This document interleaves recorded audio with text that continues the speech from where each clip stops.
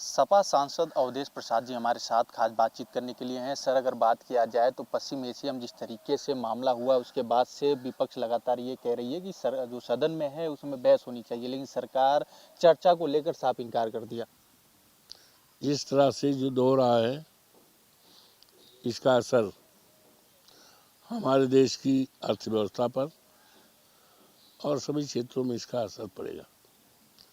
ऐसे समय पर देश जानना चाहता है कि हमारी सरकार का स्टैंड क्या है, लेकिन अफसोस के साथ कहना पड़ रहा है हमारे देश के प्रधानमंत्री जी इस पर मौन है।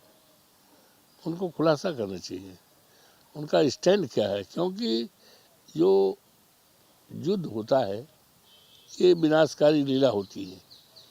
इसका असर तमाम देशों पर पड़ता है और पड़ा है। देखिए, महंगाई बढ़ रही है, तेल की क्राइसिस हो रही है, हमारे जो गैस जिससे हम रसोइयाँ खाना बनाते थे एलपीजी महंगी हो रही है और देख रहे हैं कि बहुत थोड़े दिन में ये मिलेगी भी नहीं, बहुत दिक्कत पैदा हो जाएगी। तो हमारी सरकार को अपना स्टैंड देश के सामने क्लियर करना चाहिए। यही मांग हम लोग करना चाहते हैं, लेकिन पता नहीं सरकार क्यों बचना चाहती है। वहीं बात किया जाए एलपीजी को लेकर, जो है पेट्रोलियम मंत्री ने ये कहा है कि एक जो है गठन किया गया, कमेटी गठन किया गया, लेकिन पिछले दिन कोई मतलब नहीं। सरकार के पास सरकार के लंबे हाथ होते, तो ये कमेटी गठित करने का क्या मतलब है।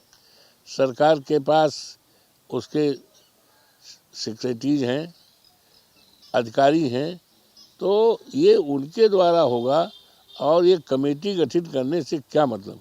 ये तो केवल माइंड को डाइवर्ट करने के लिए है कि इस बात की चर्चा हो, लोग आश्वस्त हो जाएं कि अब तो सरकार बड़ा कदम उठा रही है, कमेटी गठित कर दी है, रोकथाम हो जाएगी।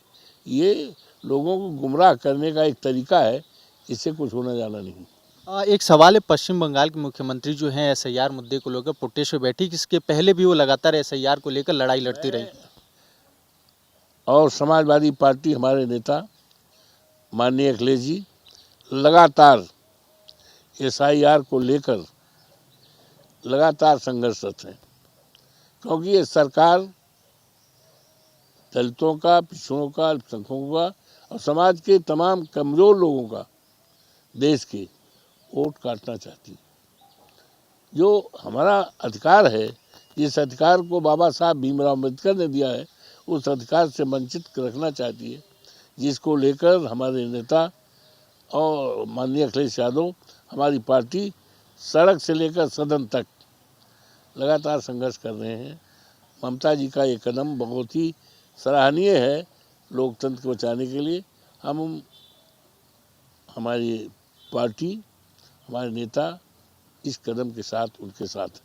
अविश्वास प्रस्ताव को लेकर क्या कहना चाहेंगे? लोकसभा स्पीकर को लेकर लगातार आप लोगों की मांग। वो हमारे नेता जो तय करेंगे, माननीय अखिलेश जी, वही स्टैंड रहेगा।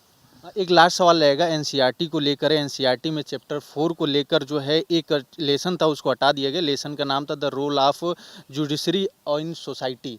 तो इस पे लेकर आप क्या कहना चाहेंगे? और लगातार एनसीईआरटी इस पे माफ़ी मांग रही है। न्यायपालिका का एक अपना गौरवशाली इतिहास है और तमाम ऐसे समय आए, न्यायपालिका का रोल देश को बचाने के लिए, समाज को बचाने के लिए, देश में आपसदारी, भाईचारा, सौहार्द कायम करने के लिए बड़ा सराहनीय योगदान रहा। तो न्यायपालिका पर किसी प्रकार की टिप्पणी करना न्याय हित में।